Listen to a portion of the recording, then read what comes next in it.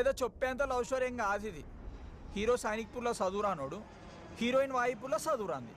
ఈ చదువురాని పిల్ల హృదయాల మధ్య జరిగే సంఘర్షణే ఈ కథ. అట్లా కాదురా అంకుల్గా వరస్ట్గా చెప్పినావు.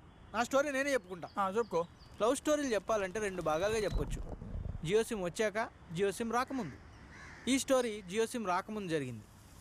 10 రూపాయలకి 8 పానీపూరీలు వచ్చే రోజులు అవి. నా లవ్ స్టోరీ చెప్పే ముందు అసలు ఈ స్టోరీ చెప్పాలి. అది ఎండాకాలం మే 2015, తెలంగాణ ఎంసెట్ ఎగ్జామ్ అవుతున్న రోజు. ఈయన మా డాడీ నల్లి గోపాలరావు, పండిత పుత్ర. ఇది నేనే, నల్లి అఖిల్ కుమార్, పరమసుంట.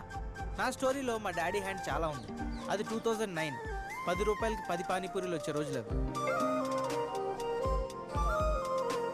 నాన్న మౌస్ పట్టుకో సరిగ్గా. Okay daddy. సీరియస్ గా వర్క్ చేస్తున్నట్టు యాక్టింగ్. అది ఓకే డాడీ.